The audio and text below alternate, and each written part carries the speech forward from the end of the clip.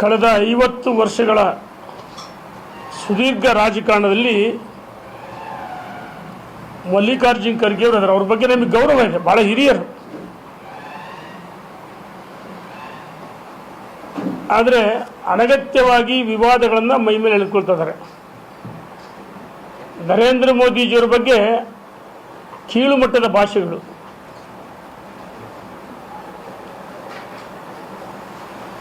ಭಯೋತ್ಪಾದಕ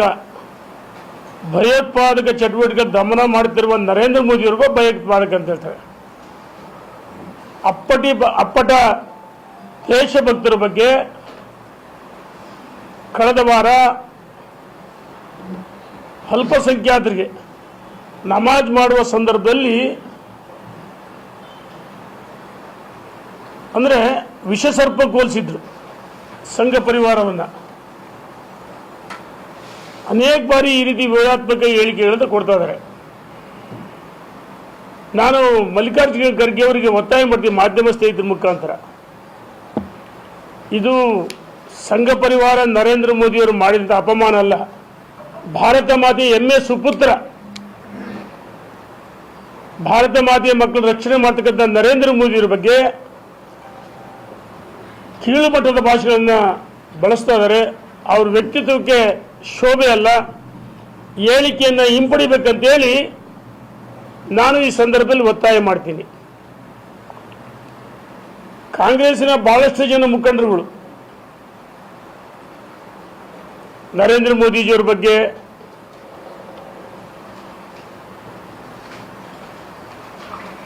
ಅಮಿತ್ ಶಾ ಬಗ್ಗೆ, ಭಾರತೀಯ ಜನತಾ ಪಾರ್ಟಿ ಬಗ್ಗೆ ಟೀಕೆ ಮಾಡದೆ ಒಂದು ಪ್ರವೃತ್ತಿ ಆಗ್ಬಿಟ್ಟಿದೆ ಅವರಿಗೆ. ಪ್ರಿಯಾಂಕಾ ಖರ್ಗೆ ಬಹಳಷ್ಟು ವಿವಾದಾತ್ಮಕ. ಯಾವ ರೀತಿ ಅವ್ರ ಇಲಾಖೆಯಲ್ಲಿ ಅವ್ರು ಏನು ಇಲ್ಲ, ಗ್ರಾಮೀಣಾಭಿವೃದ್ಧಿ ಇಲಾಖೆ ಬಹಳ ದೊಡ್ಡ ಇಲಾಖೆ, ಕೆಲಸನೇ ಮಾಡಲ್ಲ. ಸಂತೋಷ್ ಲಾಡು ಬಹಳಷ್ಟು ಕೆಲವರು ಅನಗತ್ಯವಾಗಿ ಮೋದಿ ಟೀಕೆ ಮಾಡಿದ್ರೆ ರಾಹುಲ್ ಗಾಂಧಿ, ಸೋನಿಯಾ ಗಾಂಧಿ, ಪ್ರಿಯಾಂಕಾ ಗಾಂಧಿ ಮೆಚ್ಚಿಸ್ಬೇಕಂತ ಹೇಳಿ ಸ್ಪರ್ಧೆ, ನಾನು ಮುಂದೆ ತಾ ಮುಂದೆ ಹೇಳಿ ಟೀಕೆ ಮಾಡ್ತಾರೆ. ನಾವು ಈ ಸಂದರ್ಭದಲ್ಲಿ ಹೇಳಕ್ಕೆ ಇಚ್ಛೆ ಪಡ್ತೀವಿ, ಸಿದ್ದರಾಮಯ್ಯ ಒಳಗೊಂಡೆ ನಿಮಗೆ ಒಂದು ಅವಕಾಶ ಕೊಡೋ ರಾಜ್ಯದ ಮತದಾರರು. ಆಡಳಿತ ಪಕ್ಷವಾಗಿ ಪ್ರತಿಪಕ್ಷಗಳು ಟೀಕೆ ಮಾಡಿದರೆ ಅದನ್ನು ಆರೋಗ್ಯಕರವಾಗಿ ಆ ಚರ್ಚೆ ಮಾಡಿ ಕೇವಲ ಟೀಕೆ ಟಿಪ್ಪು ಉತ್ತರ ಕೊಡದೆ ಉತ್ತಮವಾದ ಆಡಳಿತ ಇನ್ನೇನು ಬಾಳಿಸಿರಲ್ಲ. ಕಾಂಗ್ರೆಸ್ನಲ್ಲಿ ಹೊಡೆದ ಮನೆ ಗೊಂದಲ ನಾವು ನೋಡ್ತಾ ಇದ್ದೀವಿ. ಪ್ರತಿ ದಿವಸ ಕೆಲವರು ಉಚ್ಚಾಟನೆ ಮಾಡ್ಬೇಕಂತ ಹೇಳ್ತಾರೆ, ಕೆಲವರು ಹಿಂಪಡಿಬೇಕಂತ ಹೇಳ್ತಾರೆ. KN ರಾಜಣ್ಣ ಬಹಳ ಹಿರಿಯ ರಾಜಕಾರಣಿ. ಎಲ್ಲ ಒಂದು ಕಡೆ ಮಾನ್ಯ ಮುಖ್ಯಮಂತ್ರಿ ಸಿದ್ದರಾಮಯ್ಯರು ಅಸಹಾಯಕರಾಗಿದ್ದಾರೆ. ಸಿದ್ದರಾಮಯ್ಯರ ದೌರ್ಬಲ್ಯ ಬಳಸಿಕೊಂಡು ಅವ್ರನ್ನ ಹತ್ತಿಕ್ಕಂತ ಪ್ರಯತ್ನ ಮಾಡ್ತೆ. ಇನ್ನೂ ಒಂದು ಹೆಜ್ಜೆ ಮುಂದುವರೆದು ಮಾಟ ಮಂತ್ರ ಹೇಳಿ ಒಬ್ಬ ಹಿರಿಯ ರಾಜಕಾರಣಿ ರಾಜಣ್ಣವರು ಹೇಳ್ತಾ ಇದ್ದಾರೆ, ಕಾಂಗ್ರೆಸ್ ಹೊಡೆದ ಮನೆ. ಈ ಅಲ್ಪಸಂಖ್ಯಾತರು ಅಥವಾ ಸಿದ್ದರಾಮಯ್ಯರ ಒಂದು ಬಣ, DK ಶಿವಕುಮಾರ್ ಬಣ, ಕಾಂಗ್ರೆಸ್ ಬಣ, ಸುಮಾರು ಬಣಗಳಿವೆ. ಬಹಳ ದೊಡ್ಡ ಸಂಘರ್ಷ ಆಗುತ್ತೆ. ಬಹಳಷ್ಟು ಮುಖಂಡರುಗಳಿಗೆ ಕಾಂಗ್ರೆಸ್ನಲ್ಲಿ ಭವಿಷ್ಯ ಇಲ್ಲ ಅಂತೇಳಿ ಅವರೇ ಇಂಡೈರೆಕ್ಟ್ ಆಗಿ ಕಾಂಗ್ರೆಸ್ ಅನ್ನು ಟೀಕೆ ಮಾಡಿದರೆ ಅವ್ರಿಗೆ ಅವರೇ ಕೆಸರು ಹೇಳ್ತಾ ಇರ್ತಾರೆ, ಟೀಕೆ ಮಾಡ್ತಾರೆ.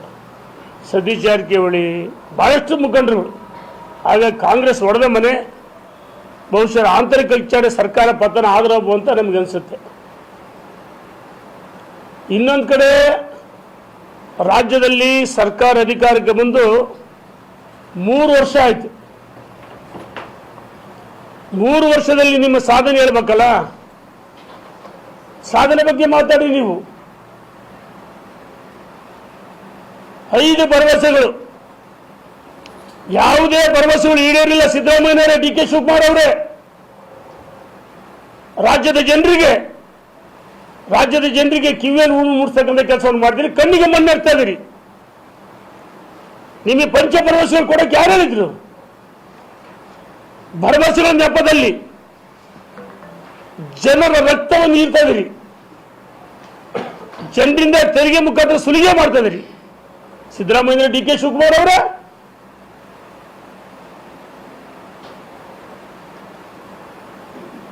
ಗೃಹ ಜ್ಯೋತಿ ನಾವು ಅಧಿಕಾರದಾಗಿದ್ದಾಗ ₹4.75 ಇತ್ತು.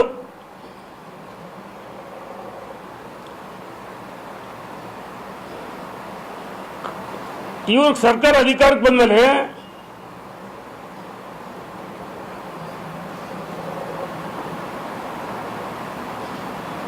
₹5.80 ಮಾಡಿದ್ದಾರೆ. ಮತ್ತೆ ಕೆಇಆರ್ಸಿ ಅವರು ಕರ್ನಾಟಕ ವಿದ್ಯುತ್ ಸುಧಾರಣಾ ಸಂಸ್ಥೆ ಒಂದು ಯೂನಿಟ್ಗೆ 56 ಪೈಸೆ ಹೆಚ್ಚುವರಿ ಮಾಡ್ತಾ ಇದ್ದಾರೆ. ರೈತರು ಕೊಟ್ಟಿರ್ತಕ್ಕಂಥ ಬಿಲ್ಗಳು ನನ್ನ ಹತ್ರ ಇದೆ, ದಾಖಲೆ ಸಮೇತ ಇದೆ. ಇವೆಲ್ಲವೂ ಇದು ನನ್ನ ಆರೋಪ ಅಲ್ಲ, ನಾನು ಕೇವಲ ಆರೋಪ ಮಾಡಲ್ಲ. ಪ್ರತಿ ಹಳ್ಳಿಗೆ ಹೋದಾಗ ನಾನು ಜನರಿಂದ, ಮಹಿಳೆಯರಿಂದ ಅವರ ಸಂಕಷ್ಟಗಳು, ದುಃಖ ದುಮ್ಮಾನಗಳಿಗೆ ನಾನು ಮಾತಾಡಿದ್ದೀನಿ.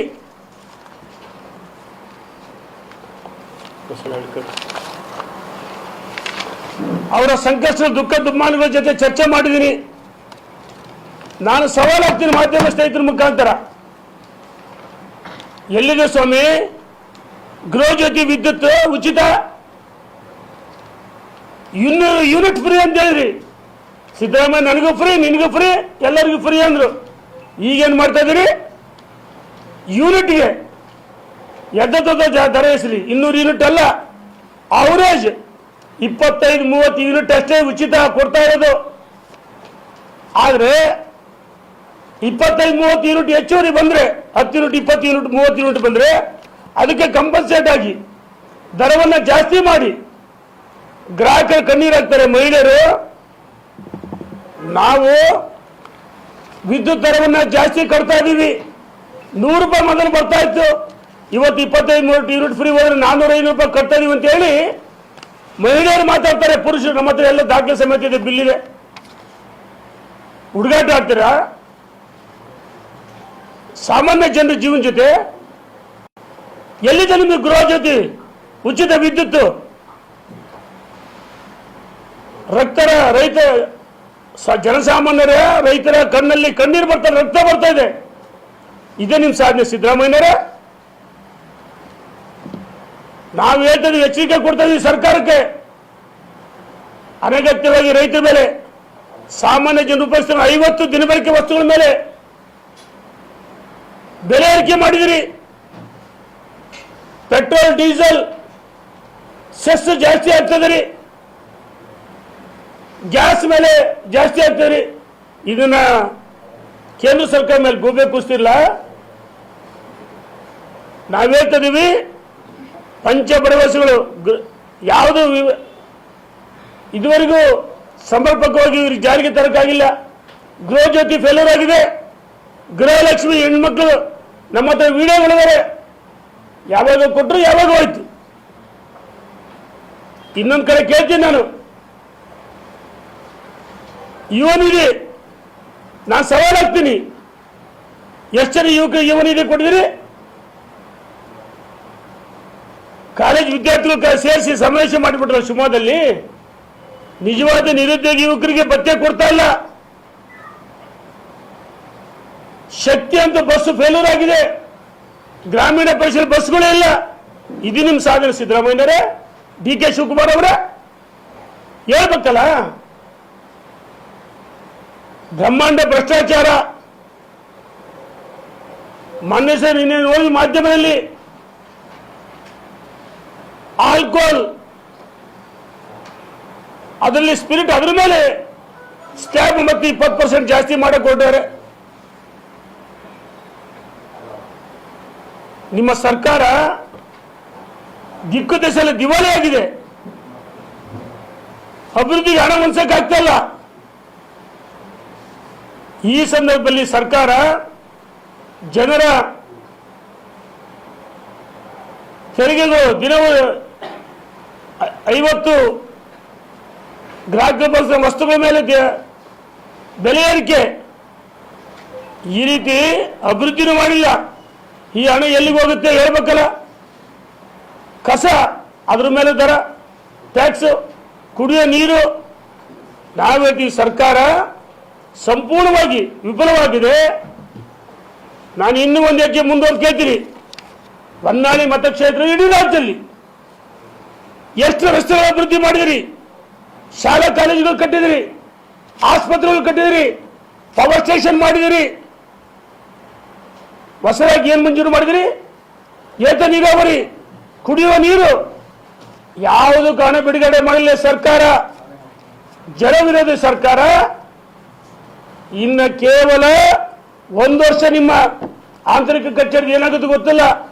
ಆದರೆ ಕೊನೆಯ 1 ವರ್ಷ ಅಧಿಕಾರಿಗಳು ಬಹಳ ಚೆನ್ನಾಗಿ ಗೊತ್ತಿ ಸರ್ಕಾರ ಅಧಿಕಾರಕ್ಕೆ ಬರಲ್ಲ ಅಂತೇಳಿ. ಅಧಿಕಾರಿಗಳು ಯಾರು ಸ್ಪಂದನೆ ಮಾಡ್ತಾ ಇಲ್ಲ. ಕುಡಿಯುವ ನೀರು ಬರ, ಅದರ ಬಗ್ಗೆ ಚರ್ಚೆ ಮಾಡ್ತಾ ಇಲ್ಲ. ಹಾಗಾಗಿ ಸರ್ಕಾರ ಸಂಪೂರ್ಣ ವಿಫಲವಾಗಿದೆ. ಅನಗತ್ಯವಾಗಿ ಗೃಹ ಜ್ಯೋತಿ ಏನು ದರ ಜಾಸ್ತಿ ಮಾಡ್ತಾರೆ ಅದನ್ನು ವಾಪಸ್ ಪಡಿಬೇಕು ಅಂತೇಳಿ ನಾನು ಸರ್ಕಾರಕ್ಕೆ ಒತ್ತಾಯ ಮಾಡ್ತೀನಿ. ಮಲ್ಲಿಕಾರ್ಜುನ್ ಖರ್ಗೆ ಅವರು ಬೇಷರ ಕ್ಷಮೆ ಕೇಳಬೇಕಂತ ಸದ್ಯ ಒತ್ತಾಯ ಮಾಡ್ತೀನಿ.